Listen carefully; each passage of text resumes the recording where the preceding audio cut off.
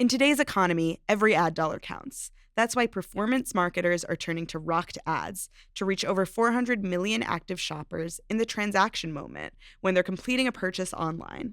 You only pay when customers engage. Learn more at rocked.com/emarketer. That's ROKT.com/emarketer.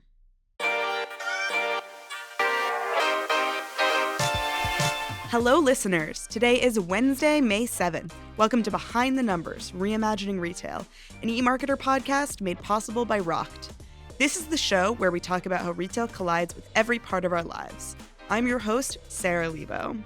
Today's episode topic is Attack of the Private Labels. Shout out to Marcus for coming up with that idea, that name. Let's meet today's guests. Joining me first for today's episode is Arielle Feger. Hey, Arielle. Hello, happy to be here. Also with us is Skye Canaves. Hey, Skye. Hey, it's good to be back. Good to have you. Okay, let's start with exactly what we're talking about when we talk about private label. So in the past, we've used private label as a synonym for a generic brand or a store brand. Private label has meant low-cost products that can replace national brands. But as retailers work to build brand loyalty, differentiate themselves, and boost sales, we've seen a lot more private labels with their own really strong branding. So let's start with this. Is private label still a synonym for affordable? So I think it certainly is, in the sense that private label brand products are typically priced lower than their national brand competition. And there's data from Circana that shows on average that price gap is around 20% in the CPG categories. And that's held over time. So even as prices go up with inflation, the national brands are raising their prices, and so can the private label retailers.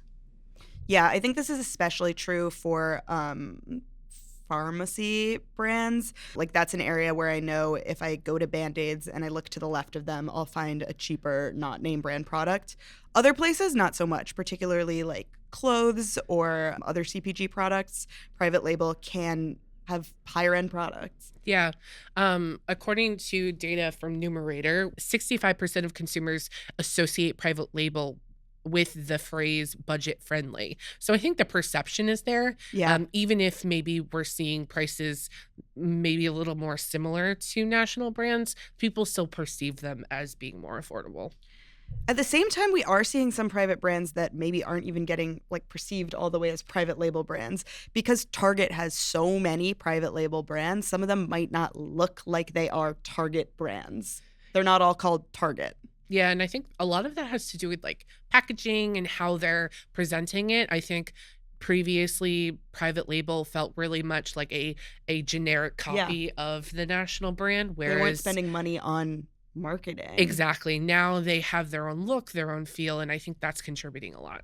Why is private label so important to retailers like Walmart, Target, Amazon? So a couple of reasons. One is they can generally enjoy higher margins on the private label goods than on selling products that they get from other brands at wholesale. And then they really allow the retailers to expand their product assortment, fill in gaps that are not being met by national brands. They can encourage loyalty. If you develop a strong brand that really appeals to customers, there's that exclusivity of the brand that you can only get it at that particular store, so it draws consumers. And I think those are the key advantages of private label for retailers. Yeah, I think the loyalty is a big one. If a consumer likes even one private label product, they're probably going to come to your store to get that because other stores will have the national brands that you also want to buy. Yeah, and they're also probably going to be more likely to switch brands in different categories, right? Say you like something from Target in one of their private label lines and you want to try something else. I think they're a little more likely to switch. Right. They will build trust in the private label brands that carries over to other brands. Okay, so everyone who listens to this podcast is probably so sick of hearing about tariffs, but I want to talk about them in relation to private label. In the past, private label has benefited from things like high inflation, economic uncertainty, global unrest. In those cases, we've hedged that consumers will buy more private label products in order to save money. But private label brands are being impacted heavily by tariffs. So is this pattern going to happen again with heavy tariffs? I think it depends on the retailer and where they're sourcing from. So for the retailers, like a lot of private labels are in CPG and supermarkets, and those are being produced domestically. They can still face tariff impacts from having to import raw materials or packaging materials. You also have a shift in sourcing among private label retailers like Target.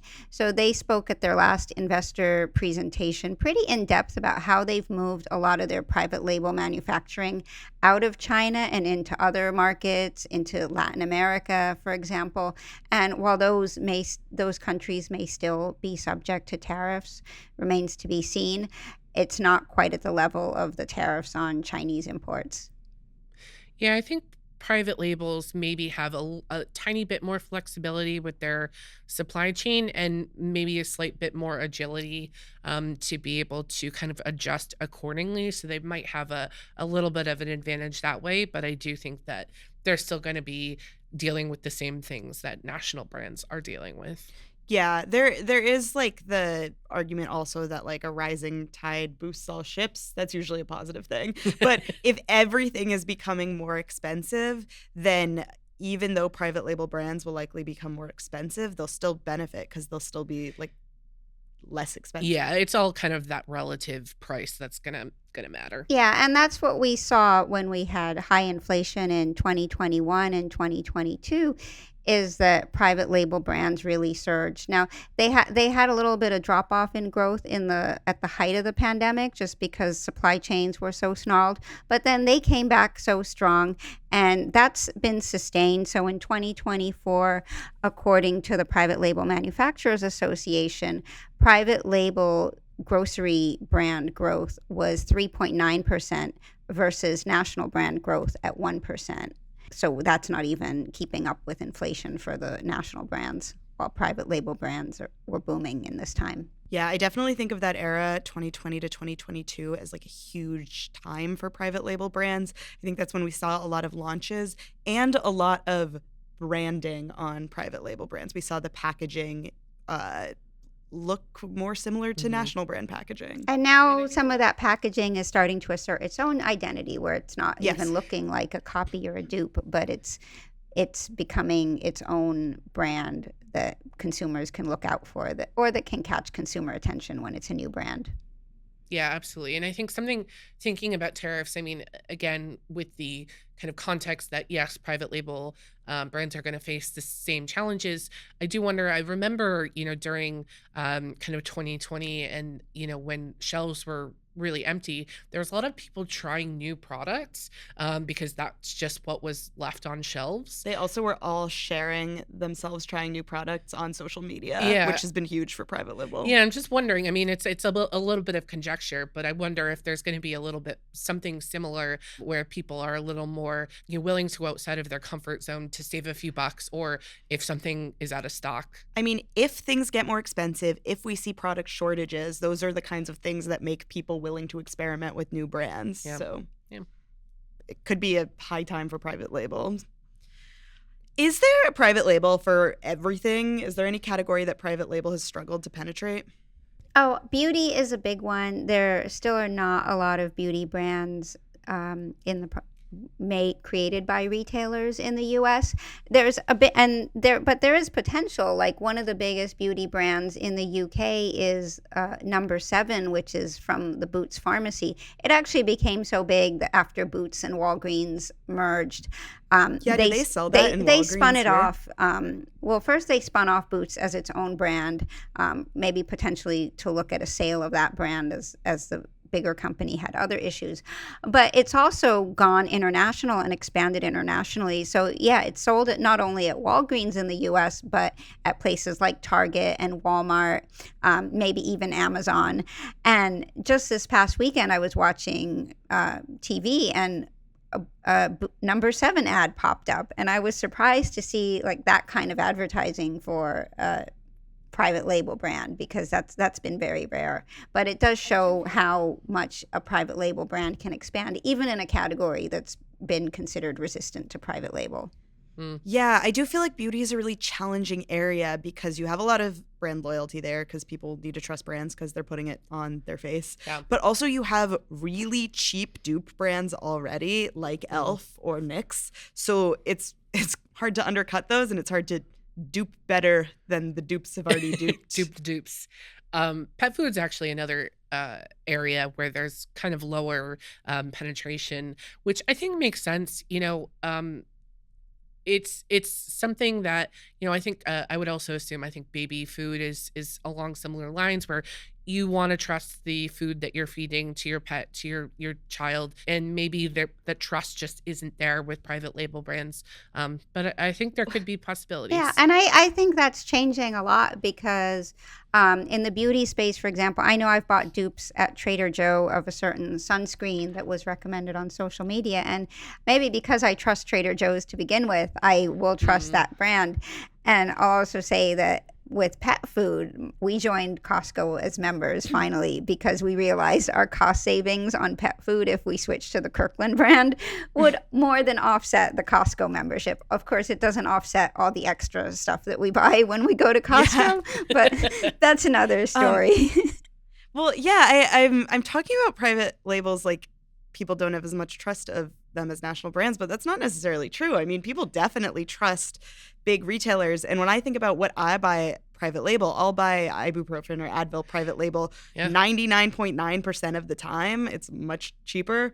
And that's a pharmaceutical. So clearly I do trust whatever pharmacy I'm at to deliver on that. Yeah, it's interesting that Sky brought up Costco. 67% of consumers say they trust. I think it's the Kirkland brand. And so I think that's just a really good point. Maybe it varies from retailer to retailer. How much you trust that retailer is kind of then how much you trust the private label brands that they're selling and what products you would buy.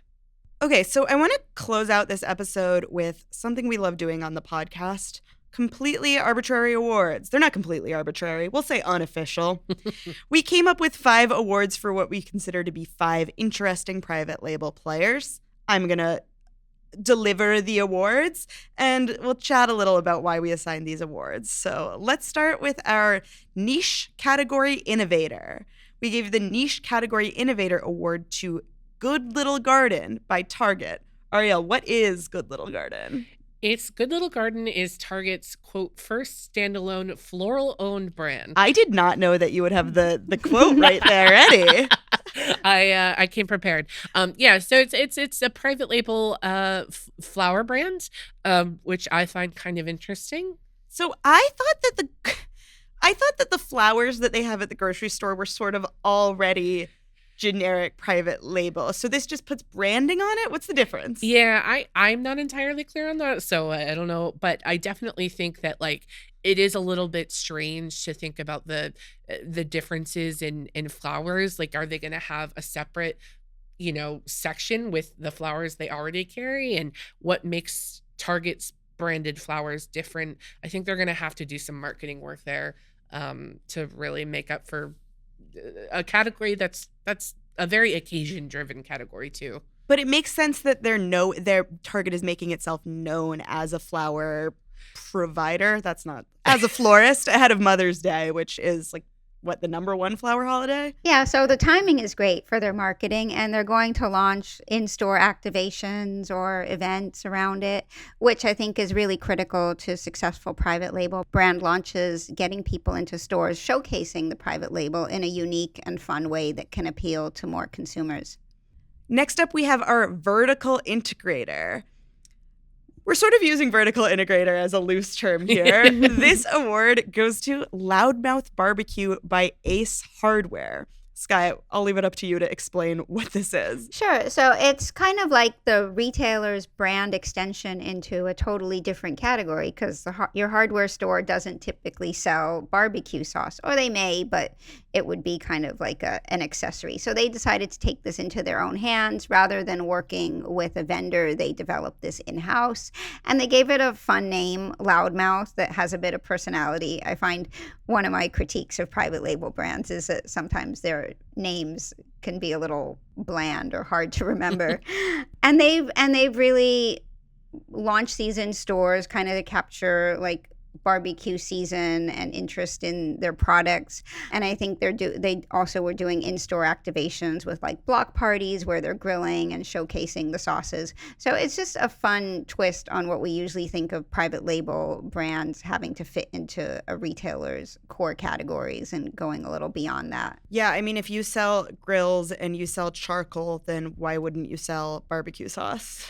I mean, it makes sense, but Next I think it's up. They should have beer. Yeah, they should. The Ace Hardware beer. Oh, yeah. Right by the cash register.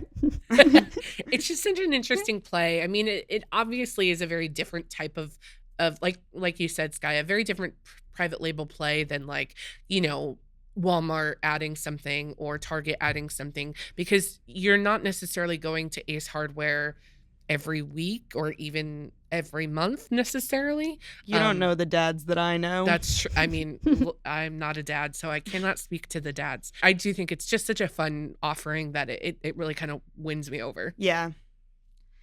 Okay, next up we have our premium player. This is going to Better Goods by Walmart, which is a more premium private label brand that Walmart launched last year, a couple years ago. Last year.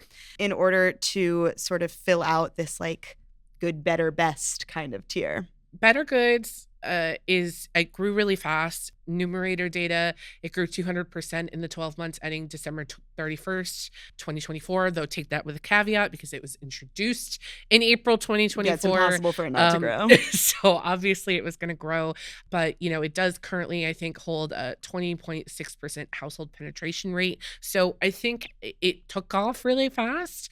And I think that, Walmart consumers obviously have an appetite for things that are more premium. Do Walmart consumers have an appetite for things that are more premium? Well, according to the data, I think they do. And according to Walmart, because they've noted a lot of growth in more affluent consumers. Households earning more than $100,000 a year have really been turning to Walmart for more of their groceries in particular, and that's who this line might appeal to. A lot of their products, I think, are mostly priced under $5, which is a really strong price point for a premium type of food product that competes with a lot of those, like what we call shoppy shop brands, those direct-to-consumer Shopify brands that make fancy olive oils or nuts and things like that. Yeah, I mean, what Better Goods does offer is I'm going to sound like a Walmart ad. It has premium branding, all the lowercase. It's really chic. It has bright colors, but it doesn't have premium prices. Walmart, you can take that copy. Yeah, the branding the does packaging is very eye-catching and bright and kind of unique. It stands out more than its name, though. I was trying to buy. I wanted to buy one of their products when I was placing an online order, and I just couldn't remember the name because it seems to have like the same kind of name as like it's a little bland, like Target's Good and Gather, and we're just talking about the Good Little Garden. I guess it's being suggestive. Yes, these products are good. We get that.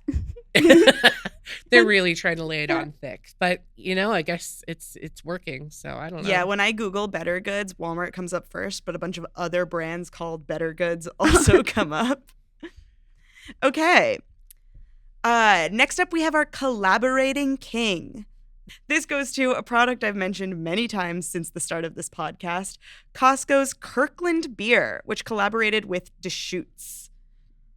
Yeah, Deschutes Brewery in Bend, Oregon. I think that's really smart. It seems like this brewery seems to have a really good reputation amongst beer drinkers. You say that like you've never had a beer. I know, that was so awkward. I've seen you have a beer. I've never had a Deschutes beer, so I can't personally speak to it. No, I think, pairing, collaborating with a local brewery that's known for its beer and, just being able to put that Kirkland logo on it is a really smart move. Yeah, and the co-branding is interesting because you rarely see private label products with another brand on them. But I think the Kirkland brand is already so aspirational, and then the Deschutes kind of takes it to another level. But the value is still there. So I think the pricing is like several dollars less than what you'd pay for a case of competing beer. And they have like special releases too. When did the Kirkland branding become so aspirational? Is this recent or has this always been the case?